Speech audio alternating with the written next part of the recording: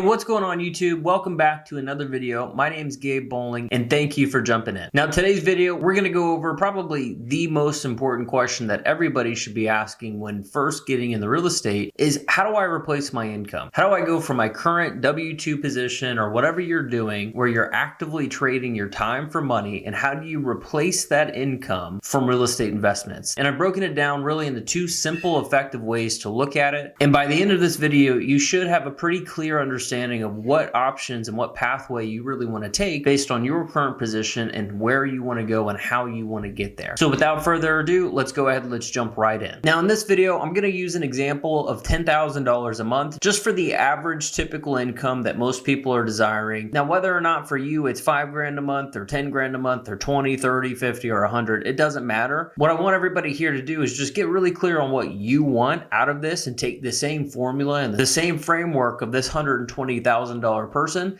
and apply it to your own life. In this video, we're going to go off 120 grand or 10 grand a month as our targeted income that we are replacing. And so really the two ways that I break it down of how you can get there is one, you can do it actively, meaning you are going to go out, you're going to learn the business and you're going to find properties, you're going to buy them and raise money from investors. Or if you are happy with your actual position and how you're making money, you can also invest passively. And so really those are the two ways that you as an individual can invest directly in the real estate and use real estate as a vehicle to replace your income. Now we're going to dig a little bit deeper into each one of them. And so the first thing I wanted to go over is the active role and really how you can do it. And I want to walk you through some of the numbers.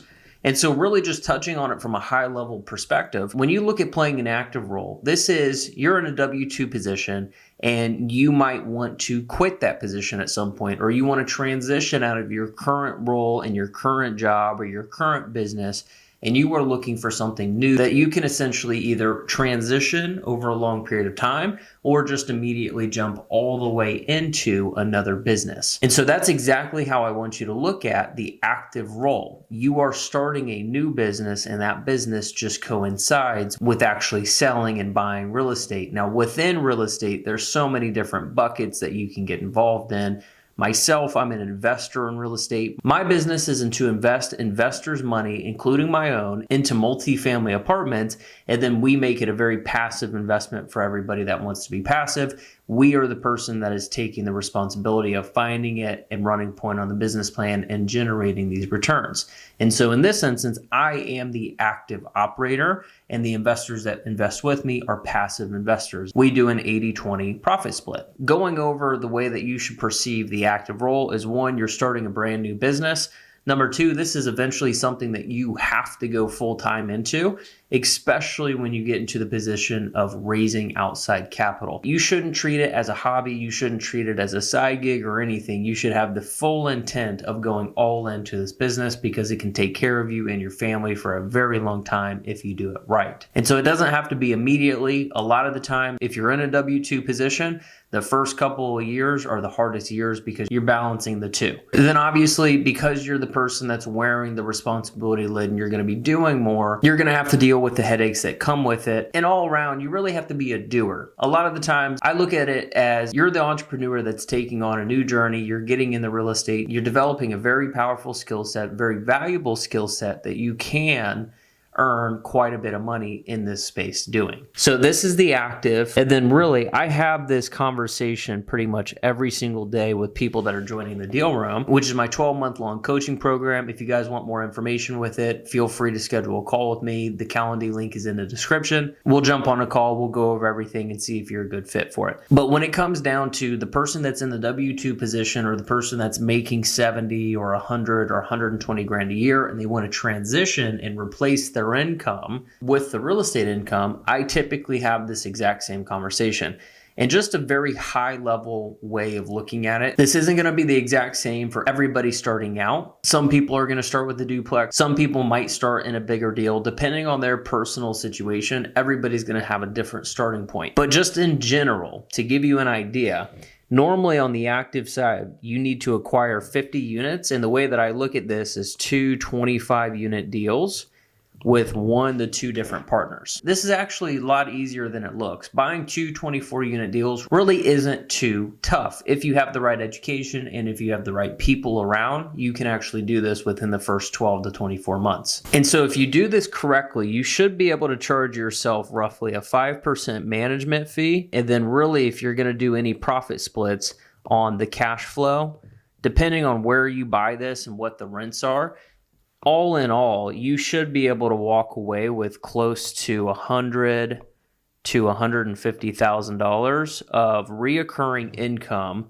every single year if you can buy 50 units roughly over the next 24 months. There's a lot that goes into it. There's a lot of assumptions there. There's acquisition fees that aren't being accounted for. So there's a lot that goes into this, but just a high level, keeping it simple.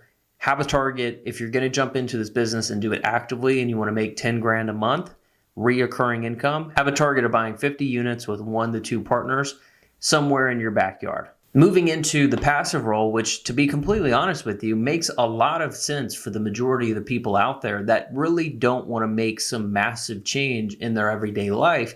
They're making money. Now, let's say you're in a position where you've been there for a couple of years, maybe 5, 10, 15, 20 years, and you're in a position where you don't really want to make a massive change and you've got your system figured out. You have your life, you like the way you're living, you have your family, you don't really want too much to change, but you want to be a better investor. If you're the everyday person with everyday information about money and you're just going to sleep hoping and praying that the money goes up, in the stock market, you need to really grip into the education and understand how to invest your money around your specific desired income goals or your lifestyle that you want. All of it really is just an equation. And so just like we did on the active role, I want to highlight a couple of the benefits of investing passively. And so keeping it pretty high level and very simple, the biggest difference between actively doing it and passively doing it is really in the name itself, which is you are a passive investor. You are literally doing absolutely nothing. So to refer back to the example, Bowling Capital, for my first deal, it was a 55 unit, $8.2 million deal over in Daytona. It's a screamer, home run of a deal, just so you know. We're kicking ass in the deal. I raised over $1 million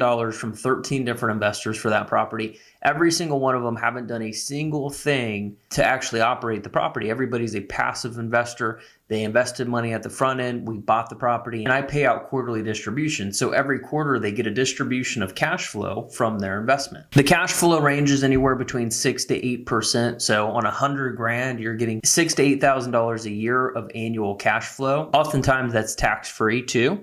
And then really the biggest one is the 2x return. The industry standard for multifamily syndications is to hit close to a 2x return net to the investors over a 36 to a 60 month period. And so most of the time it comes out to like 1.7, 1.8 to 2.2, but normally you want to be close to a double up. To be honest with you, with money, it is a game of doubles, and you have to look at the long-term growth versus just the cash flow today. Like whenever I tell you the cash flow on a $100,000 investment is $7,000 a year, most people don't get excited about that. But when you think about 100 grand invested today and allowing it to double every 3 to 5 years over a 20-year period, then it starts clicking of like, why do the biggest institutions in the world invest in this vehicle? Well, let me show you. So what you're looking at over here is 10 doubles. If you can double the 100 grand every 3 years over a 30-year period, that's 10 doubles. 30 years divided by 3 years is 10, right? And so the 100 grand would turn into, in theory, obviously this isn't going to happen every single time. In theory, it would turn into $102 million over that 30-year period.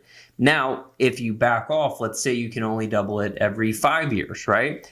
Okay, well, 30 years divided by a 5-year term is 6 doubles. All right, well, let's start thinking about it. Here's 1, here's 2, here's 3, here's 4, here's 5, here's 6. Wow, okay, so over the same 30-year period, if we double it every 5 years in this vehicle, the 100 grand turns into $6.4 million. The $6.4 million of principal paying the same 7% cash flow return would be about 450 to 500 grand of tax-free cash flow coming in every year. And keep in mind, this is all off of a single $100,000 investment that was invested 20 years ago. And so now you can start to see, as a passive investor, you don't have to be the person that's flying the plane to get to the final destination. So regardless, whether you're an active investor or a passive investor, multifamily apartments can certainly help you achieve any type of financial freedom, any type of target that you could actually set. And you can literally do this with any number, whether it's 100 grand a year in income or 100 grand a month in income, you can achieve it both ways through multifamily investing, both ways through actively or passively doing it. It's all dependent on how much you make right now, how much time you're allowing yourself to hit this goal, and then more importantly, what type of lifestyle you actually want to have. Are you comfortable with the position and the lifestyle that you have right now? You just want to prepare for the future. That way you don't have to trade time for money. Or are you looking to transition out of your current position into a new business and reap the benefits of developing the skill set, becoming really good at identifying these properties and being able to run point? That's really for you to decide. There is no right or wrong way of doing it. And so if you want help with anything, whether it's learning more about how to become an active investor, if so, you need to be involved in the Deal Room or the Deal Room University and get educated. Regardless, whether or not you're going to be active and you're going to end up joining the Deal Room, or if you're going to be passive and end up investing in one of my deals or anybody deal, it doesn't matter. I'm going to be biased, of course. Or if you have any interest in becoming possibly a passive investor, you want to see if you're qualified and accredited investor, all you have to do is just click the link below in the description, schedule a call with me. We'll jump on a Zoom call and we'll go from there. And so that's it for today's video. If you guys found any value throughout the entire video, all I ask from you guys is make sure to subscribe, like, more importantly, comment. I want to know your feedback. What do you think? Are you an active investor? Are you more fit to become an active investor, or do you think passively investing might be the better option for you? And who knows, maybe I might mention you in the next video. Again, thank you, and I'll see you guys next time.